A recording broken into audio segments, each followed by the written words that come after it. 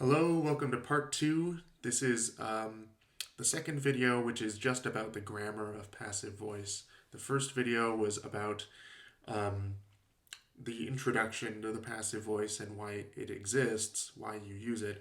And the third video has some more examples from the real world and then ways that you can think of how and when you want to use passive voice. So, there are some words you need to understand first to understand, um, let's see, the grammar around passive voice. The first is that it's the opposite of active voice. Active voice is the first sentence order that you learned in elementary school or junior high school for English, where the subject is doing something, the object receives the action from the subject. So, for example, I eat sandwiches is active voice. I'm the subject and I'm doing something. Voters elect the president. They visit museums. All of these are active voice. Passive voice is the opposite. It can describe the same situation, but the word order will be different and our focus will be different too. Sandwiches are eaten is passive voice. The president is elected by voters. Museums are visited. All of these are saying about the same thing as the active voice, but the grammar is different, and of course our focus is different. Okay, so to turn active voice into passive voice, there are basically 4 steps. The first step is to switch the object and the subject. The object usually comes after the verb, the subject comes before the verb, and you switch those. You add a be verb. Be verbs are, let's see, to be, first of all, but also is, am, are, was, and were in the past tense. Or get. Get is another verb that you can add to make passive voice. And get is not a be verb, but it is another option for using passive voice. And you add this after the new subject. You change the old verb to a past participle. So if your old verb was eat, then the past participle is eaten. You need to use eaten, not eat. Okay. The past participle is not the same as a past tense, but for many verbs it looks exactly the same. If your verb is play, the past tense is played, and the past participle is played, and that makes it easy.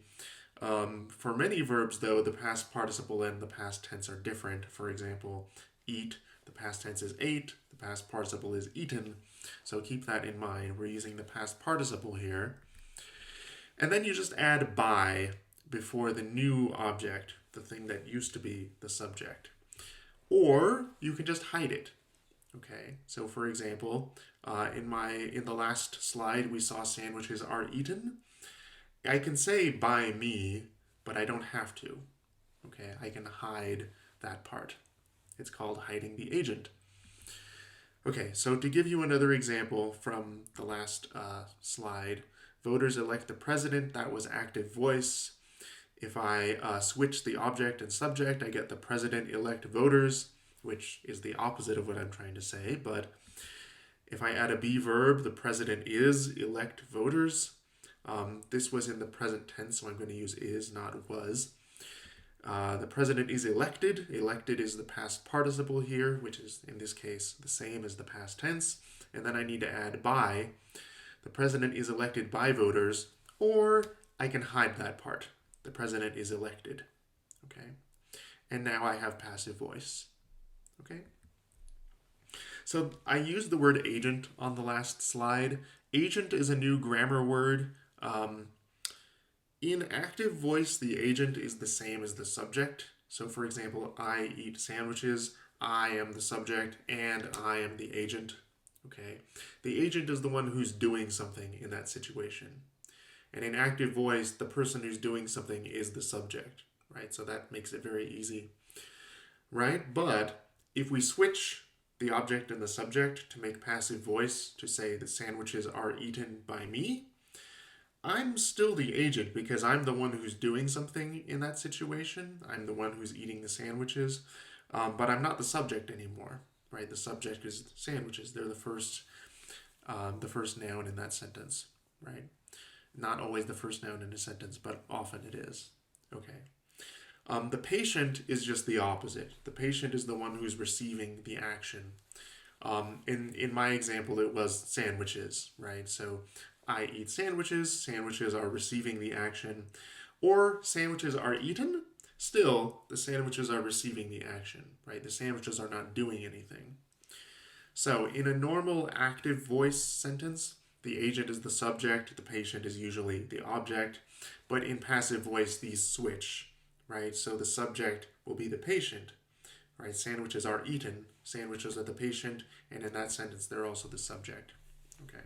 So just remember the agent is the one doing something, the patient is the one receiving the action. In the following slides, the patient will always be colored blue, just to make it easy to see.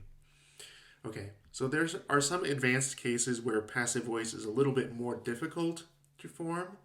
One of them is intransitive verbs, and in this case, an intransitive verb is a verb that does not take an object, like jog. Okay, and when it doesn't have an object, that means there's no patient. Because there's no patient, you can't make passive voice. So, if a verb takes no object, it can't be passive. This is because there's no patient to take the subject position. So, I jogged.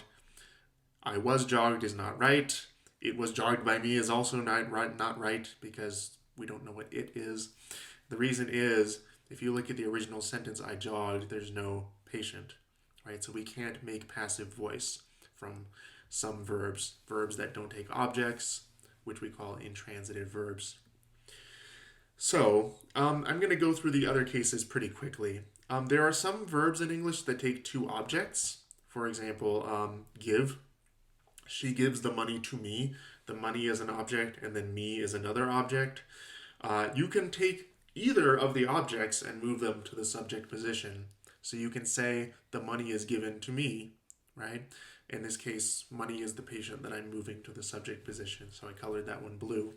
I colored to me red just to point out that whatever does not move to the subject position has to stay exactly in the same place, okay? So now I have the money is given to me. And in this case, I can say the agent, I can say by her, or I can just hide it and not say that. She gives me the money. Again, we have two objects. I can take me or I can take the money and I can move it to the subject position. In this case, I took me and I made myself the subject. I am given the money. And again, the money just stays there. Okay. So what were you given by your last teacher? Try and think of an example by yourself. Were you given a lot of homework? I was given a lot of essays. I don't know about you. Okay, on to the next group. So there are more advanced passives. Basically, when you use a verb that has some other thing after the object or sometimes before the object, the thing to remember is just to leave that part where it is. Okay, just leave it there. So for example, if you have a compliment, like an adjective, like funny, students don't find my jokes funny. Usually they do. Students don't find my jokes funny. You can move the object, but leave the other thing. Leave the compliment. Leave funny there. My jokes aren't found funny. If you have some kind of an adjunct, like a participial phrase or something like that, again, just leave it there. Move the object to the subject position, but leave that other bit there. So, police caught him robbing a bank. He was caught robbing a bank. Robbing a bank does not move. Okay. So, something to think about. What is considered rude in your hometown that is not in the USA? What is considered rude? Drinking in public is considered rude in many countries, right? So that's passive voice. I guess you noticed. Smoking is considered rude. Smoking in public. I think, I used to live in Japan. Smoking in public is not considered rude in some places, but it's considered very rude in other places. In the US, it depends on the situation. In restaurants, it's considered very rude to smoke. And actually, it's illegal to smoke in restaurants in most of the US. Okay, some more examples. So say you have a phrasal verb, a verb that has two words in it, like pick up or give up or meet up. I can only think of up. But there are many verbs like that, like you know. You move the object, but you keep that other word in the same place. Okay, so a taxi picked me up. that word up will stay and the word me will move. So I was picked up at the airport. We're moving the object, but we're not moving anything else. Okay. My dog spoke to me. Here we have an intransitive verb that can take an object with a preposition. In this case, it's to. The thing to remember is the object will move, but the preposition will stay. So my dog spoke to me. I was spoken to by my dog, right?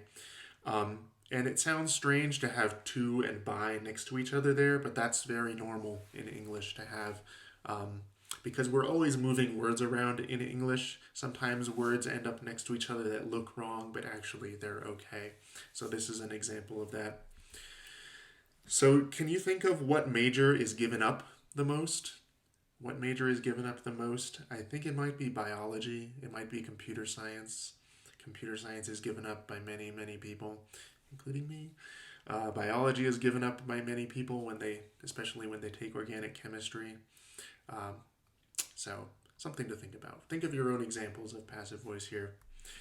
Okay, and there's one way to make a passive that does not follow any of the rules that I pointed out so far, except that it still uses a past participle, and that's making a participial phrase out of them.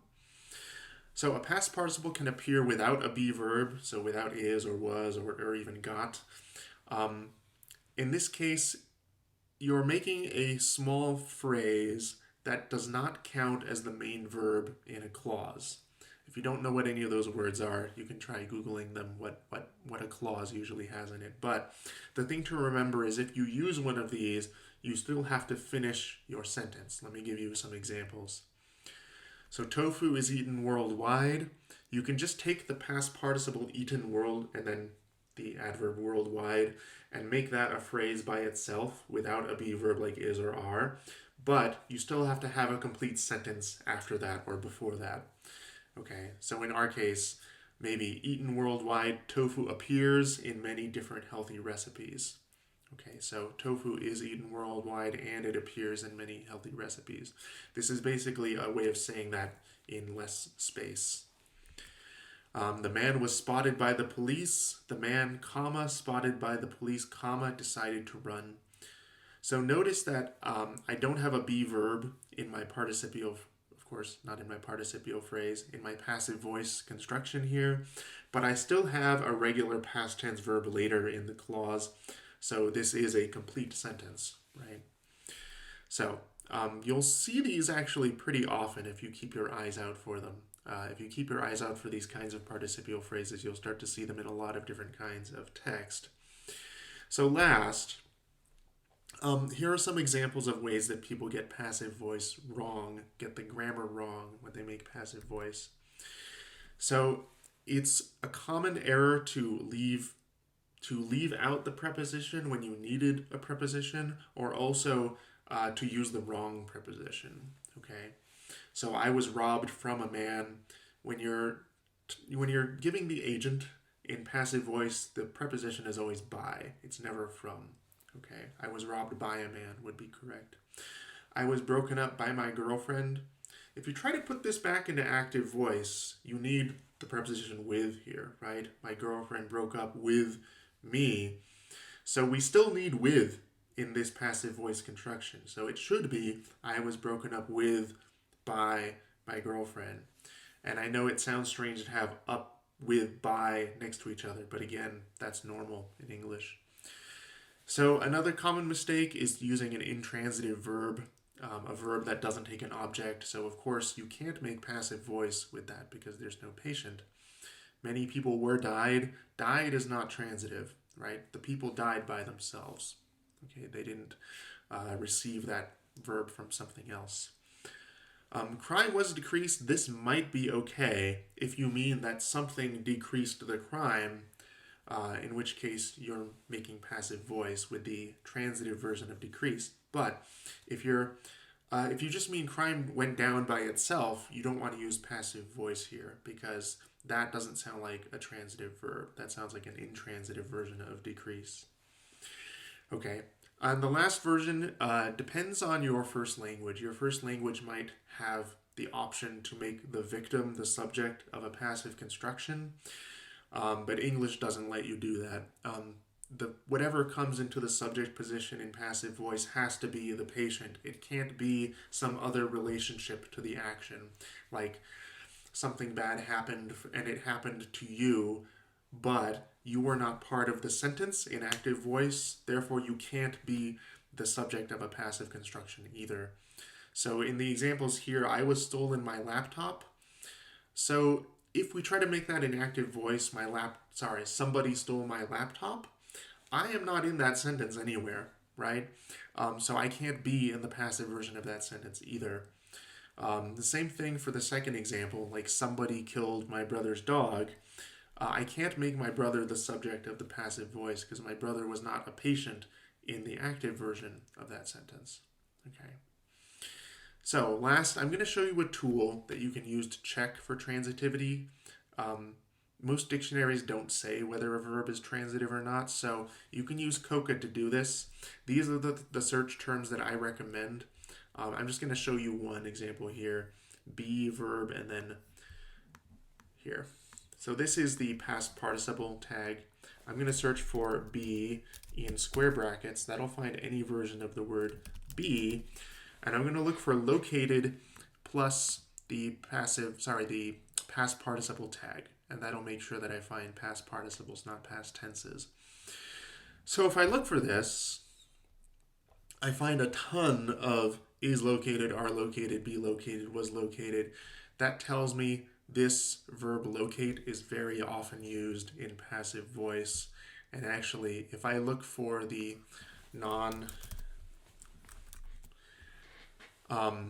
non-past participle version of this, I guess I do find a lot. But my point is, it's very commonly used in passive voice, and that tells us it is transitive. That tells us it's okay to use in passive voice in our own writing or in our own speech. Okay, so I hope this was useful. I know it was kind of long, but part 3 will be even more long and even more useful. Thank you.